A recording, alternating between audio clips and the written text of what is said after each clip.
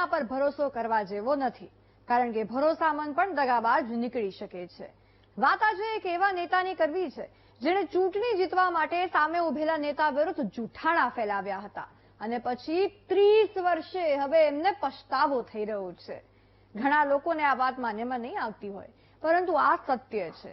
ત્યારે કોણ છે તે ભાજપના નેતાજી જેણે જાહેર મંચ પરથી માફી માંગી જૂઠાણું ફેલાવવા બદલ? આવો જાણીએ.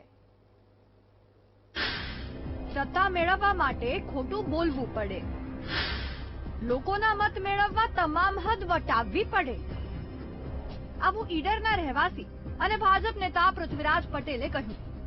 હિંમતનગરમાં સેવાનિવૃત્તિ સન્માન સમારોહ યોજાયો, જેમાં પૃથ્વીરાજ પટેલ પણ આમંત્રિત હતા. અહીં નેતાજીએ લોકોને સંબોધતા 30 વર્ષ પહેલા એટલે કે 1995માં ખોટો પ્રચાર કર્યાનું સ્વીકાર્યું અને પૂર્વ ધારાસભ્ય કરસનદાસ સોનેરીની માફી માંગી. પાર્ટીઓની અંદર સત્તા મેળવવા માટે જૂઠું બોલવું પડે. એક પણ વિધાનસભાના ચોતરા, એક પણ ગામના ચોતરા ઉપર મેં ભાષણ નહીં કર્યું એવું નહીં હોય.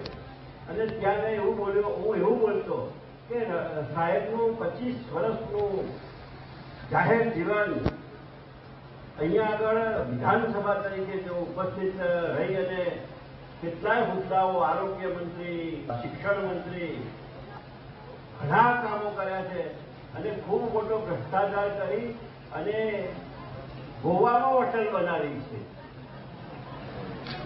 એવું ખોટું બોલતો હતો. શું કરવા? પાર્ટીને સત્તા ઉપર લાવવા માટે. પણ અશોકભાઈ તો આજે પણ એવા ને એવા છે. સાહેબે રાજકારણમાં કશું ભેગું નથી કર્યું. સાહેબની આજે 2 હાથ જોડી પગે લાગીને પૃથ્વીરાજ પટેલની જાહેર મંચ પરથી માફીનો આ વિડીયો ખૂબ વાયરલ થયો. ત્યારે અમે કરસનદાસ સોનેરી સાથે મુલાકાત કરી તેમનો મત જાણવાનો પ્રયાસ કર્યો. હરાવવા માટે બીજો કોઈ રસ્તો નહોતો એમની પાસે. આ દાવો ઊભો કર્યો અને હું જે વાત કહેવા એ માંગુ છું કે એ જે હોટલ હતી ટાવર પાસે એ બાબુભાઈ સુખડિયાની હતી. એના છોકરાનું નામ ગોવાભાઈ, ગોવિંદભાઈ. લોકો એમ કે કરસનદાસ સોનેરી ક્યાં મળશે? કે ગોવાની હોટલમાં, ગોવિંદની હોટલમાં. એટલે અશોક ભટ્ટે આનું ઇન્ટરપ્રિટેશન એવું કર્યું કે કરસનદાસની ગોવામાં હોટલ છે. અહીં નેતાજીએ 30 વર્ષે માફી માંગી, સાચી વાત, પરંતુ પ્રજાને સંદેશ ચોક્કસથી આપ્યો છે કે નેતાઓના ભાષણોમાં સંપૂર્ણ સત્ય નથી હોતું.